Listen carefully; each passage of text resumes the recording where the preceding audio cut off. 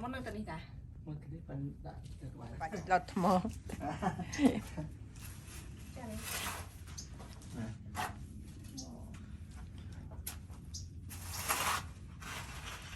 อันนี้ลักกี้บ้านเพลียงมานไงมุนนึงเวียนในสาย bánh chả đá thì đâu có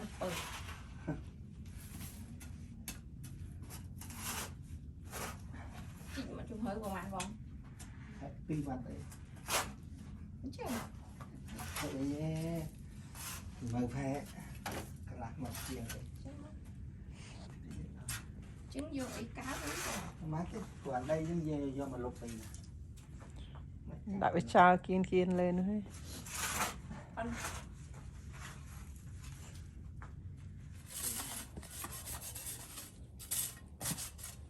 nơi một bán sách có bán đấy ba cái sáng cái đấy đây cá nó bình đây bán á cái được sáng cài cái hố nó nâng đâu lên đâu ăn được gì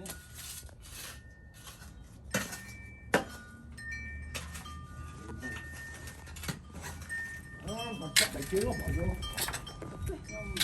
đợt này vô cái chuyện ắt đắng rồi này bán ngỏ ôi theo chúng ta ắt lên một cá vô chuyên cả à cái chó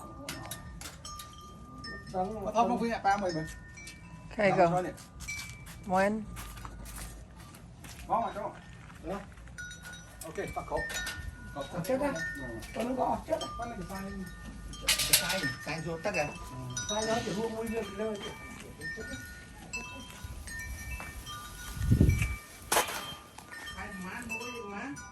bán tôi tay mà nhé lựa tay qua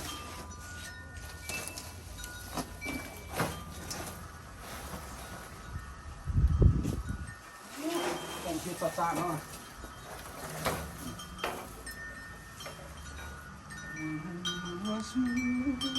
What's the one that you're gonna put on top?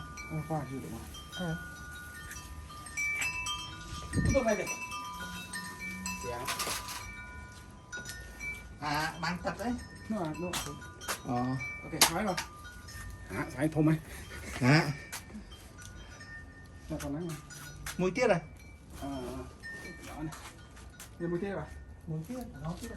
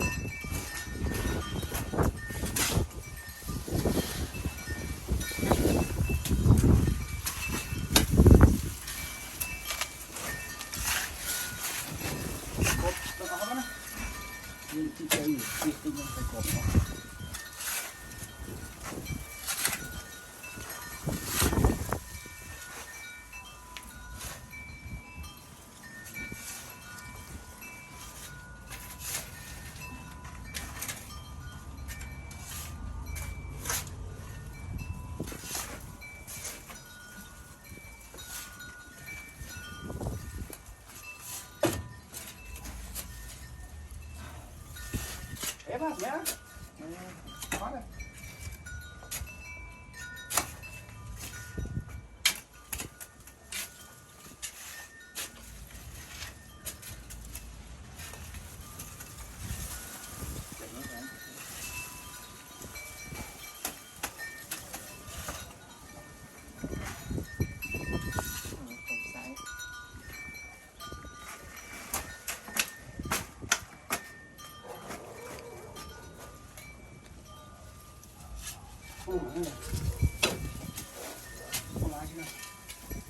cá rồi kìa pin đọc lá đó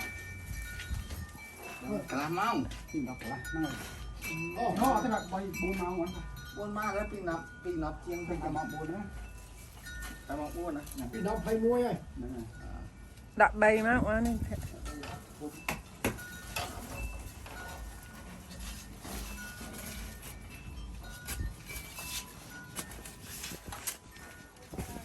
thế ăn cái bỏ Brazil 0-1-0 quán em mới tiếp mùi là cái thì muối là sơ bìa ủa chứ Brazil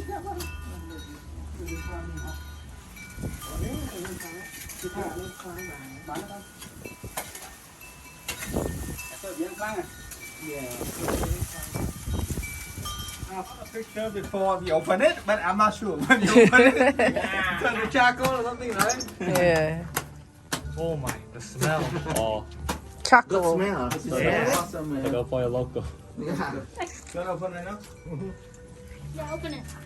Do the review. Wait, how 4 long hours, I guess 4 hours. 4 hours now? Yeah. When do we start? 12:30. Yeah. Got a stone, right on stone, everything. Yeah. 12:30. We're at so many times. I think it's good. Đắn ra đấy. Cook or not? Yeah, of course. Okay. I think it's good. Potato. Yeah. Oh, look at that. Oh, Yeah. sure, sure. Potato. Look at this. Alright, okay, everyone's moving for car. Okay. Open the door. Open the door. Right, Open the go door. away. Right, open Big the one. door. Big one. Careful.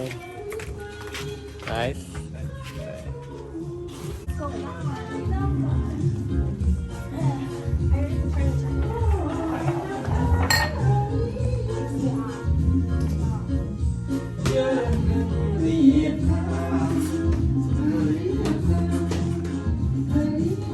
Lần phơi lần ní trên lạc Got the chanh picture? mới. Yeah.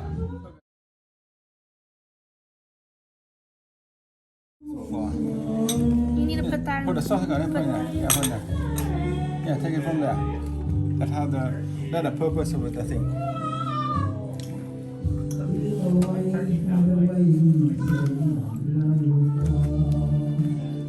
Take the sauce there.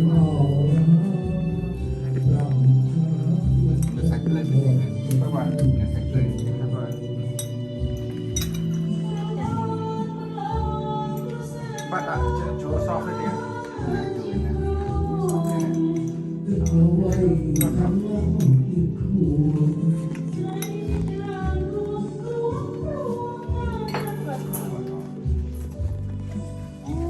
I think they did pretty good, man. Huh? Wait, where's Tata? No. Right there.